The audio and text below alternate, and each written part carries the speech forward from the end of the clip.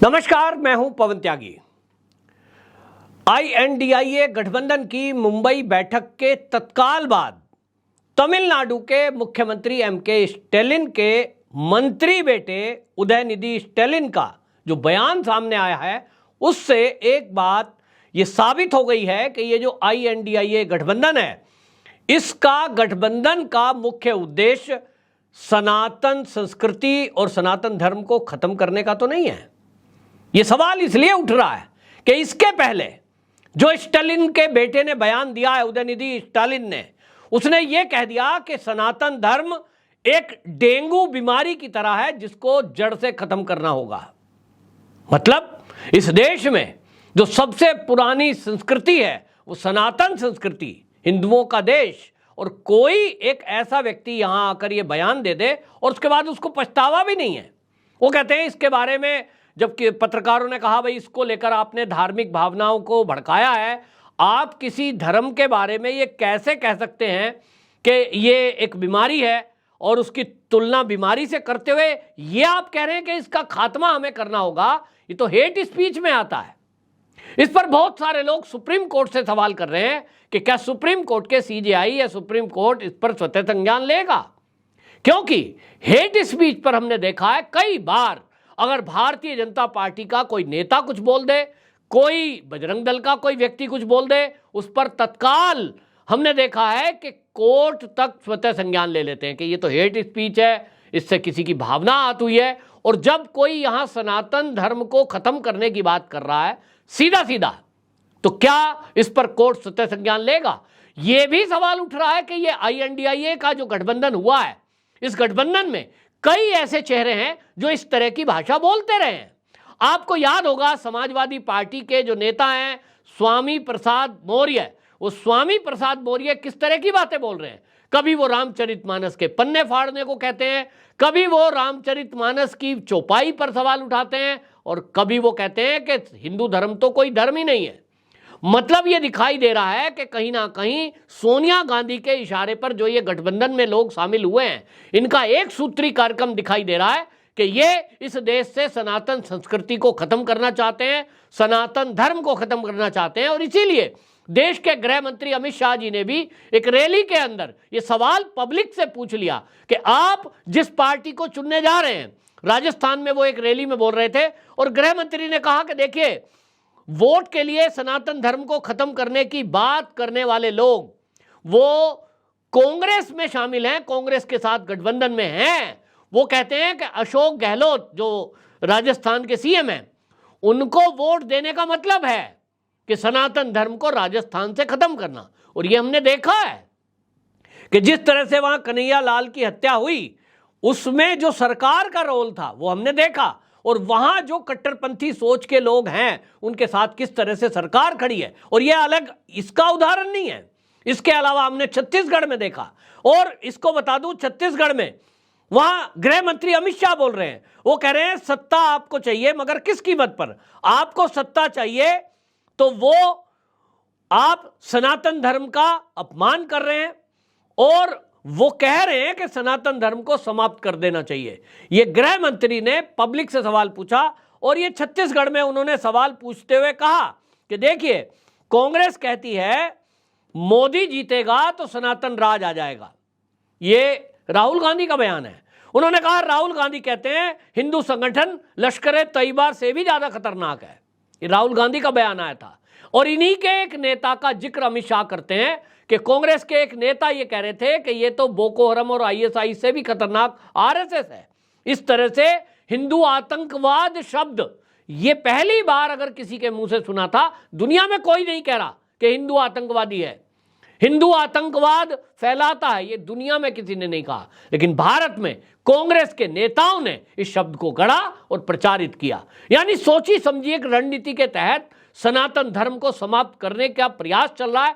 और इसको लेकर के गृह मंत्री अमित शाह ने अब जो प्रहार किया है, यह बताता है कि कांग्रेस के साथ जो गठबंधन है INDIA गठबंधन, उसमें चाहे लालू प्रसाद यादव की पार्टी है, आप देख लीजिए बिहार में आरजेडी के नेता को हमने देखा, जिस तरह की बयानबाजी उन्होंने रामचरितमानस को लेकर की। समाजवादी पार्टी का मैंने बता ही दिया आपको, स्वामी प्रसाद मौर्य किस तरह से बोल रहा था। और इसी तरह से आप देखिए अब स्टालिन का बेटा जो उदयनिधि स्टालिन है, इसका बयान आ गया। राहुल गांधी बोल चुके हैं। इसी तरह इनके जो बाकी और कांग्रेस के नेता हैं वो इस पर प्रहार कर चुके हैं। तो सवाल लाजमी है कि ये जो INDIA गठबंधन बना है, क्या ये गठबंधन इसलिए बना है कि जो भारतीय जनता पार्टी के साथ गठबंधन में पार्टियां हैं, यानी NDA जो है, वहां सनातन की रक्षा के लिए, सनातन संस्कृति को संवाहक के लिए वहां मंदिरों का निर्माण किया जा रहा है। मंदिरों के निर्माण में आ रही बाधाओं को दूर किया जा रहा है। एक तरफ तो मोदी जी ये प्रयास कर रहे हैं, ऐसी खबर भी आ रही है कि वर्शिप एक्ट को जो है, प्लेस ऑफ वर्शिप एक्ट में भी संशोधन अब मोदी सरकार करने जा रही है। मेरा तो आकलन यही है कि जो विशेष सत्र बुलाया जा रहा है 18 सितंबर से 22 सितंबर तक, इसी विशेष सत्र में प्लेस ऑफ वर्शिप एक्ट, इसमें संशोधन कर दिया जाएगा। एक तरफ मोदी सरकार है जो इस तरह का विचार कर रही है, और दूसरी तरफ जो सोनिया गांधी के नेतृत्व में ये INDIA गठबंधन बना है, सोनिया गांधी के साथ वही लोग हाथ में हाथ मिलाकर खड़े हैं जिन्होंने कभी हिंदुओं को आतंकवादी कहा, जिन्होंने RSS की तुलना ISIS से की, जिन्होंने सनातन को खत्म करने की बात की, और अब ताजा बयान स्टालिन का आ गया। यानी एक तरफ पूरी वो चौकड़ी है। और इसीलिए हमारे एक बहुत बड़े संत हैं और जगत गुरु हैं, उन्होंने कह दिया कि ये कौरवों की सेना है, यानी ये अधर्म फैलाना चाहते हैं। और इसीलिए सवाल उठ रहा है। और इसीलिए आपको बता दें, जो इन्होंने कहा स्टालिन के बेटे ने, सनातन धर्म डेंगू मलेरिया मच्छर की तरह है और इसको खत्म कर देना है, उस पर कोई उनको अफसोस भी नहीं है। लेकिन अब कहीं ना कहीं INDIA गठबंधन में जो लोग हैं, उनमें से कुछ लोग का अब ये कहना है, क्योंकि अब उनको लग गया है कि भैया अब जो लड़ाई होगी 2024 के लिए, उन्होंने बीजेपी को एक मुद्दा दे दिया है। और अब जनता को भी सोचना होगा। जो गृह मंत्री अमित शाह जी कह रहे हैं, एक तरफ वो लोग हैं जो सनातन धर्म के खात्मे की बात कर रहे हैं, एक तरफ मोदी जी हैं जो सनातन धर्म की रक्षा की बात कर रहे हैं।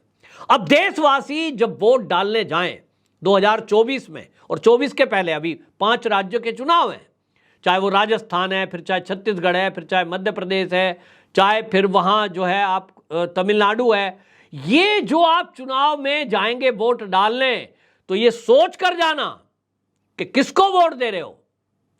जिन लोगों को सनातन धर्म समाप्ति चाहिए, वो तो INDIA गठबंधन के लोगों को वोट करेंगे, और जिनको इस देश में सनातन धर्म चाहिए, उनको NDA और भाजपा को वोट देना पड़ेगा। बिल्कुल अब लकीर खिंच गई है।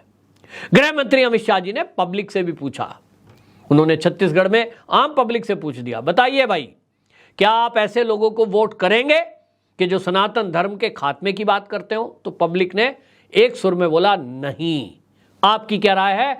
आप भी जरूर राय रखना और इस पर लोगों को जागरूक जरूर करना कि आप जिन लोगों को देख रहे हैं, उसमें एक अरविंद केजरीवाल जी खड़े हैं, शरद पवार खड़े हैं, लालू प्रसाद यादव खड़े हैं, नीतीश कुमार खड़े हैं, ममता बनर्जी खड़ी हैं, और इसी में स्टालिन खड़े हैं, वहीं सोनिया गांधी बीचों बीच खड़ी हैं, क्योंकि वही तो नेतृत्व कर रही हैं।